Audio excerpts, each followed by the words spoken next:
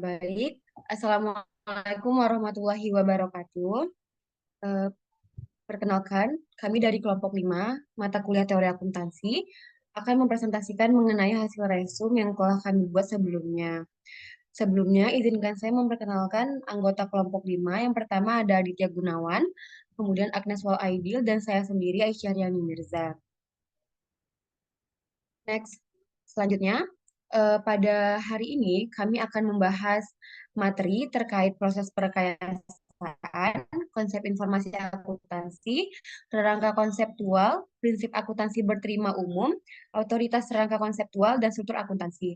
Baiklah, untuk materi proses perekayasaan dan konsep informasi akuntansi akan disampaikan oleh rekan saya Aditya Gunawan. Kepada Adit, waktu dan tempat disilahkan. Ya, terima kasih moderator. Ya, saya di sini akan menjelaskan tentang proses perekayasaan. Ya, proses perekayasaan pelaporan keuangan adalah struktur dan proses akuntansi yang menggambarkan bagaimana informasi keuangan disediakan dan dilaporkan untuk mencapai tujuan ekonomi dan sosial negara. FASB atau Financial Accounting Standard Board mengartikan pelaporan keuangan sebagai sistem dan sarana penyampaian informasi tentang segala kondisi dan kinerja perusahaan terutama dari segi keuangan dan tidak terbatas pada apa yang dapat disampaikan melalui statement keuangan. Perekayasaan akuntansi adalah proses pemikiran logis dan objektif untuk membangun suatu struktur dan mekanisme pelaporan keuangan dalam suatu negara untuk menunjang tercapainya tujuan negara. Dan berikut proses perekayasaan. Yang pertama, tujuan ekonomi dan sosial negara. Dan selanjutnya, tujuan pelaporan keuangan, menyediakan informasi keuangan untuk dasar pengambilan keputusan ekonomi dan sosial. Dan selanjutnya, proses pertimbangan. Konsep-konsep dasar apa yang relevan, subjek-subjek pelaporan, siapa yang dituju oleh informasi, informasi apa yang dilaporkan, simbol atau elemen apa yang digunakan untuk melaporkan, dasar pengukuran apa untuk mengkuantifikasi, apa saja kriteria pengakuan hasil pengukuran, medium apa yang digunakan untuk melaporkan, dan bagaimana informasi disajikan dalam medium. Dan selanjutnya, kerangka konseptual dijabarkan dalam standar akuntansi dan acuan lainnya sehingga membentuk prinsip akuntansi berterima umum atau PABU. Dan selanjutnya media laporannya berupa statement keuangan dan yang terakhir informasi akuntansi.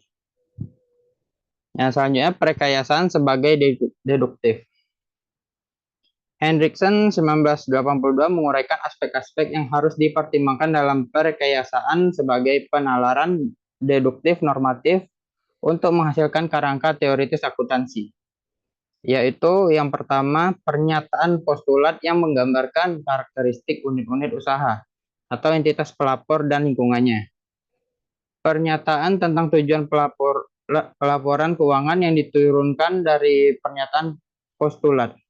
Dan yang ketiga, evaluasi tentang kebutuhan informasi oleh pihak yang dituju atau pemakai dan kemampuan pemakai untuk memahami, menginterpretasi, dan menganalisis informasi yang disajikan. Yang keempat, penentuan atau pemilihan tentang apa yang harus dilaporkan. Yang kelima, evaluasi tentang pengukuran dan proses penyajian untuk mengkomunikasi informasi tentang proses dan lingkungannya. Yang keenam, penentuan dan evaluasi terhadap kendala-kendala pengukuran dan deskripsi unit usaha beserta lingkungannya. Yang ketujuh, pengembangan dan penyusunan pernyataan umum atau general proposition yang dituangkan dalam bentuk suatu dokumen resmi yang menjadi pedoman umum dalam menentukan standar akuntansi. Dan yang kedelapan, perancangan bangunan struktur dan format sistem informasi akuntansi, prosedur, metode, dan teknik untuk menciptakan, menangkap, mengolah, meringkas, dan menyajikan informasi sesuai dengan standar atau prinsip akuntansi berterima umum.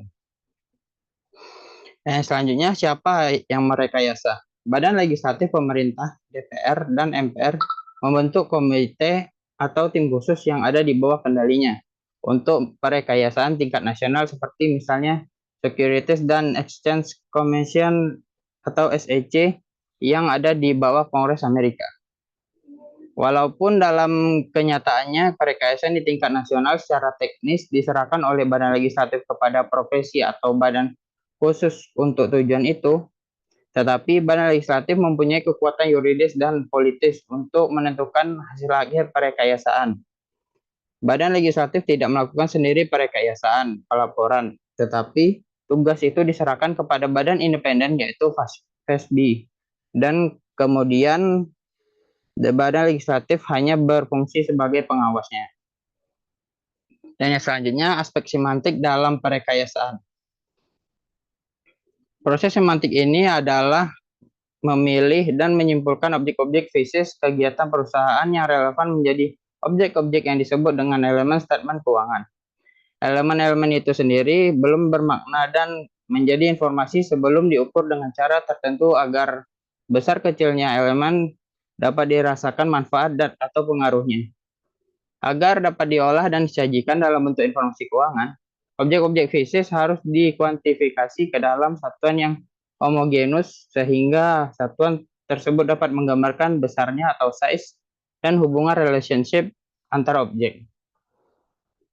Dan berikut contoh alur aspek semantiknya, yang dimana aliran fisik terdapat input dan proses, lalu terdapat lagi output. Selanjutnya, proses seksama. Berikut ini merupakan proses seksama yang dilaksanakan FASB dalam menyusun pernyataan resmi guna tercapainya kualitas yang tinggi dan handal. Yang pertama, mengevaluasi masalah. Masalah perlu diidentifikasi karena standar harus diterbitkan atas dasar real problem, bukannya atas dasar perceived problem. Yang kedua, mengadakan riset dan analisis. Yang ketiga, menyusun dan mendistribusikan memorandum diskusi kepada setiap pihak yang berkepentingan. Memorandum ini berisi analisis terinci semua aspek masalah yang telah disidangkan pada tingkat awal atau early deliberation. Yang keempat, mengadakan dengar pendapat umum atau public hearing untuk membahas masalah yang diungkapkan dalam memorandum diskusi. Yang kelima, menganalisis dan mempertimbangkan tanggapan publik atas memorandum diskusi, baik dari dengar pendapat maupun dari tanggapan tertulis. Yang keenam, menerbitkan draft awal standar yang diusulkan yang dikenal dengan nama exposure draft atau ED untuk mendapatkan tanggapan tertulis dalam waktu 30 hari setelah penerbitan. Yang ketujuh, menganalisis dan mempertimbangkan tanggapan tertulis terhadap ED. Yang kedelapan, memutuskan apakah jadi menerbitkan suatu statement atau tidak. Statement dapat diterbitkan kalau mayoritas anggota menyetujui. Dan yang terakhir, menerbitkan statement yang bersangkutan. Dan selanjutnya, konsep informasi akuntansi. Nilai informasi adalah kemampuan informasi untuk meningkatkan pengetahuan dan keyakinan pemakai dalam pengambilan keputusan. Simbol-simbol atau elemen-elemen yang termuat dalam seperangkat statement keuangan sebenarnya tidak mempunyai makna kalau tiap elemen diinterpretasikan sebagai objek yang berdiri sendiri. Artinya, satu elemen dan jumlah rupiahnya belum memberi informasi kalau tidak dihubungkan dengan elemen lainnya. Semua elemen harus diinterpretasikan sebagai satu kesatuan. Dalam teori komunikasi, informasi semantiklah yang sebenarnya ingin disampaikan kepada pemakai sehingga akan terjadi efek pemengaruhan. Ya, sekian pemaparan materi dari saya kembalikan ke moderator. Terima kasih. Baik, terima kasih Adit atas pemaparan materinya. Baiklah, saya langsung saja menuju materi rangka konseptual. Jadi, rangka konseptual merupakan jawaban atas pertanyaan perkayasaan yang menjadi konsep-konsep terpilih yang dituangkan dalam dokumen resmi. Rangka konseptual merupakan landasan dalam membuat suatu standar akuntansi di suatu negara. Tanpa rangka konseptual, sebagai konstitusi, akan sangat sulitlah bagi penyusun standar untuk mengevaluasi argumen bahwa perlakuan akuntansi tertentu lebih baik dalam menggambarkan realitas ekonomi atau untuk menilai bahwa perlakuan akuntansi tertentu lebih efektif daripada perlakuan yang lain dalam rangka mencapai tujuan sosial atau ekonomi. Nah, hal inilah yang mencegah terjadinya penyusunan standar akuntansi yang menguntungkan pihak tertentu. Next.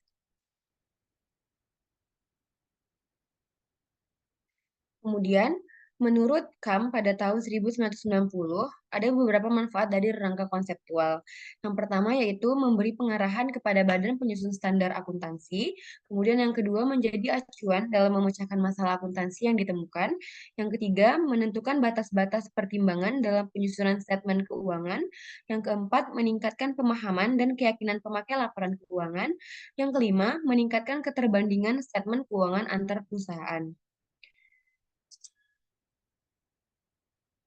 Nah, rangka konseptual, di sini ada salah satu model yang saat ini banyak dikenal, yaitu rangka konseptual menurut FASB atau Financial Accounting Standard Board. Jadi dapat rekan-rekan lihat di sini ada berupa rangka konseptual yang dibagikan oleh FASB. Nah, di sini di dalam kerangka konseptual menurut FASB ada 4 komponen penting. Yang pertama tujuan pelaporan keuangan, kemudian kriteria kualitas informasi, yang ketiga elemen-elemen statement keuangan, yang keempat pengukuran dan pengakuan. Nah, keempat komponen penting tersebut dimasukkan ke dalam suatu statement of financial accounting concept yang dapat rekan-rekan lihat di sini ada untuk tujuan laporan keuangan ada SFAC nomor 1 dan SFAC nomor 4. Kemudian untuk kriteria kualitas informasi SFAC nomor 2. Kemudian untuk pengukuran dan pengakuan SFAC nomor 5 dan SFAC nomor 7. Kemudian untuk elemen statement keuangan SFAC nomor 6. Nah, karena memperhatikan faktor lingkungan dalam penyusunannya, kerangka konseptual versi FASB lebih menggambarkan suatu hasil proses perekayasaan yang merupakan konsekuensi dari pengertian akuntansi sebagai teknologi itu sendiri. Nah, rangka konseptual menurut FASB banyak memuat penalaran dan argumen untuk memilih konsep-konsep yang relevan. Next. Selanjutnya adalah prinsip akuntansi berterima umum atau GAAP atau biasa dikenal dengan Generally Accepted Accounting Principles. Nah, sebagai pedoman operasional, PABU atau PABU akhirnya akan menjadi kriteria untuk menentukan apakah si statement keuangan sebagai media pelaporan keuangan telah menyajikan informasi keuangan dengan baik, benar, dan jujur, dan secara teknis dapat dikatakan menyajikan secara wajar. Dalam hal ini, standar akuntansi hanya dijadikan sebagai salah satu kriteria untuk menentukan kewajaran suatu pelaporan keuangan. Nah, mengapa kriteria kewajaran penyajian statement keuangan adalah PABU atau GAAP? Untuk hal ini terdapat beberapa alasan yang menjelaskannya. Yang pertama, tidak semua ketentuan perlakuan akuntansi dapat atau telah dituangkan dalam bentuk standar akuntansi. Kewajaran penyajian juga harus dievaluasi secara luas atas dasar ketentuan-ketentuan lain yang mengikatnya. Termasuk di dalamnya ketentuan lain adalah peraturan perundang-undangan dan ketentuan-ketentuan oleh badan selain penyusun atau penetap standar. Misalnya kalau di Indonesia itu BAPEPAM. Kemudian yang kedua, bila standar akuntansi secara eksplisit dijadikan kriteria dan dinyatakan dalam laporan auditor, dikhawatirkan terjadi bahwa kewajaran hanyalah bersifat formal bukan substantif. Maksudnya, standar akuntansi akan dijadikan standar minimal dan ada kemungkinan auditor hanya memenuhi standar minimal tersebut untuk menentukan kewajaran dari suatu pelaporan keuangan. Yang ketiga, untuk mencapai kualitas informasi yang tinggi, ukuran kewajaran harus merupakan suatu rangka pedoman yang cukup komprehensif, yang meliputi aspek teknis dan konseptual. Rangka pedoman ini bisa terdiri atas standar ideal, kaidah atau aturan perbuatan, penjelasan resmi, dan petunjuk teknis yang keseluruhannya membentuk suatu hierarki. Next. Kemudian, biasa di PABU kita mengenal istilah prinsip akuntansi, standar akuntansi, dan prinsip akuntansi berterima umum. Apa bedanya dari ketiga hal tersebut? Nah, yang pertama ada prinsip akuntansi.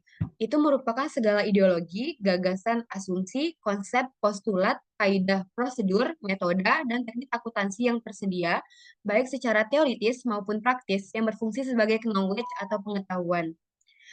Nah, Sedangkan standar merupakan konsep, prinsip, metode, teknik, dan lainnya yang sengaja dipilih atas dasar rangka konseptual oleh badan penyusun standar untuk diberlakukannya dalam suatu lingkungan dan dituangkan dalam bentuk dokumen resmi guna mencapai tujuan pelaporan keuangan negara tersebut. Nah, kemudian apa sih itu prinsip akuntansi berterima umum? Itu merupakan suatu rangka pedoman yang terdiri dari standar akuntansi dan sumber-sumber lain yang didukung berlakunya secara resmi, teoritis, dan praktis. Next. Kemudian, rangka prinsip akuntansi berterima umum versi Accounting Principles Board. Yang pertama itu ada prinsip mendasar. Di sini membahas mengenai pengukuran dan pengakuan suatu elemen keuangan. Misalnya, apa saja kriteria pengakuan pendapatan dan biaya, kemudian kapan suatu objek harus diukur, dan kapan hasil pengukuran harus dicatat. Kemudian untuk terkait prinsip operasi umum, mendeskripsikan tentang perlakuan akuntansi untuk tiap elemen laporan keuangan. Contohnya, pengertian elemen, pengukuran, pengakuan, penilaian, dan penyajian elemen dalam statement keuangan beserta disclosure. Kemudian ada prinsip terperinci, berisi teknik dan prosedur untuk mencatat atau mengklasifikasi, meringkas, dan menyajikan transaksi finansial secara spesifik untuk suatu perusahaan. Contohnya, buku pedoman akuntansi industri dan buletin teknis yang dikeluarkan oleh suatu profesi. Next. Nah, di sini PABU menetapkan pedoman untuk memperlakukan suatu objek yang harus dilaporkan, menyangkut hal-hal berikut ini. Yang pertama, PABU memberi definisi berbagai elemen keuangan atau istilah yang digunakan dalam pelaporan keuangan agar tidak terjadi kesalahan klasifikasi oleh penyusun dan kesalahan interpretasi oleh pemakai. Kemudian, pengukuran dan penilaian dalam menentukan jumlah rupiah yang tepat terhadap objek suatu transaksi keuangan. Kemudian, pengakuan transaksi apakah perlu dicatat atau tidak. Nah, di sini PABU memberi pedoman tentang hal ini dengan menetapkan beberapa kriteria pengakuan transaksi keuangan. Dan yang terakhir, menetapkan cara-cara melaporkan elemen keuangan dalam statement keuangan agar bersifat informatif. Dan penjelasan hal-hal informatif yang dianggap penting dan bermanfaat bagi pemakai selain yang dinyatakan dalam laporan keuangan. Nah, baik, mungkin materi terkait rangka konseptual dan prinsip akuntansi berterima umum sampai di sini. Kepada Agnes, waktu dan tempat disilahkan. Terima kasih kepada moderator. Selanjutnya adalah materi tentang otoritas rangka konseptual.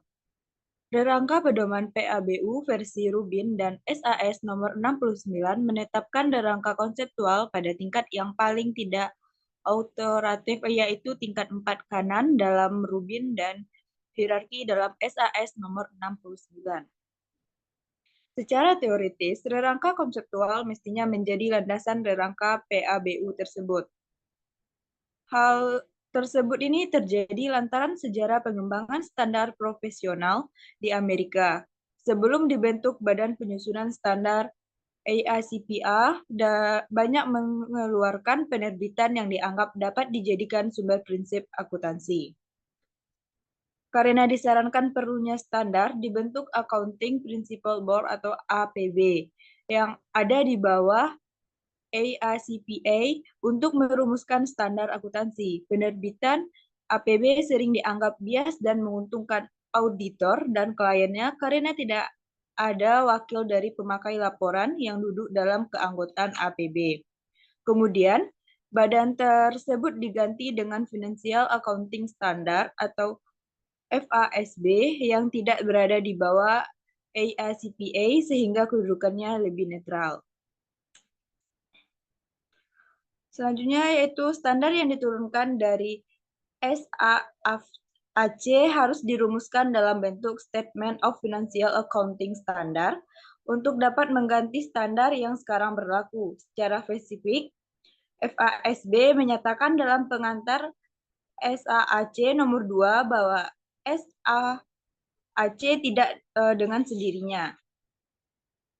Yang pertama itu, membutuhkan perubahan dalam prinsip akuntansi yang berlaku umum, mengubah, modifikasi, atau menafsirkan pernyataan standar, Akuntansi Keuangan, Interpretasi FASB, Pendapatan Dewan Prinsip Akuntansi, atau Buletin Komite dengan Prosedur Akuntansi yang berlaku. Yang selanjutnya membenarkan baik mengubah akuntansi yang berlaku umum dan praktik, pelaporan atau menafsirkan pernyataan yang tercantum dalam item berdasarkan interpretasi pribadi dari tujuan dan konsep dalam laporan keuangan. Jadi, secara teoritis, rangka konseptual seharusnya merupakan fondasi rangka pedoman PABU yang harus direkayasa dahulu sebelum standar. Oleh karena itu, standar yang diturunkan atas dasar rangka konseptual mestinya konsisten, baik dengan rangka konseptual maupun antar standar. Penurunan standar tentunya harus dilakukan oleh badan yang berwenang secara seksama. Konflik hanya terjadi kalau standar sudah terlanjur berkembang tanpa rangka konseptual. Dalam keadaan ini, konflik harus segera diselesaikan agar segera tercapai suatu situasi yang dari dalamnya tidak ada lagi konflik. Dalam situasi seperti itu, kedudukannya rangka konseptual dapat dikuatkan menjadi fondasi atau landasan konseptual yang paling autoritatif. Walaupun demikian, penurunan menjadi standar harus tetap dilakukan oleh badan yang berwenang. Dalam keadaan tidak ada petunjuk spesifik dalam bentuk standar, akuntansi publik dapat menginterpretasi secara profesional rangka konseptual untuk publik dapat mendapatkan dasar atau basis yang layak untuk memperlakukan suatu kejadian atau pos. Penelaranan seperti ini telah terefleksasi dalam rangka pedoman versi SPAB. Next. Selanjutnya itu ada struktur akuntansi. Untuk praktik akuntansi dalam suatu negara, struktur tersebut menggambarkan pihak-pihak dan sarana yang terlibat dalam dan terpengaruh oleh perekayasaan informasi keuangan, walaupun tidak semuanya tampak dalam gambar. Sarana-sarana yang membentuk struktur akuntansi meliputi misalnya peraturan pemerintah, standar akuntansi, laporan keuangan, dan kompensasi pelaporan. Strukturnya yang pertama itu ada faktor-faktor lingkungan, ada sosial, budaya, ekonomi, dan politik. Tujuan pelaporan keuangannya diturunkan dari tujuan sosial dan ekonomi. Rangka konseptualnya pelaporan keuangan ini merupakan perekayasaan. Prinsip akuntansi berterima umum terutama standar akuntansi. Yang pertama, menyusun dan menyajikan sesuai dengan manajemen. Sistem informasi akuntansi itu merupakan kesatuan usaha. Selanjutnya, mengaudit apakah laporan keuangan menyajikan secara wajar sesuai dengan auditor independen, yaitu laporan auditor, STA-PBU, dan statement keuangan. Yang selanjutnya, menganalisis dan menginterpretasi sesuai dengan investor, kreditor, pemerintah, pelanggan masyarakat umum. Ini merupakan praktiknya. Jadi, proses dan kegiatan di bawah PABU merupakan praktik pelaksanaan hasil perekayasaan yang di tingkat perusahaan. Proses ini lebih berkepentingan dengan bagaimana entitas pelaporan yang berada dalam suatu wilayah negara menyediakan dan menyampaikan informasi keuangan dengan cara tertentu seperti PABU. Oleh karena itu, bagian ini sebenarnya menggambarkan definisi akuntansi secara sempit. Suatu proses ya dengan cara tertentu tersebut tidak lain adalah PABU sebagai suatu rangka pedoman. Next.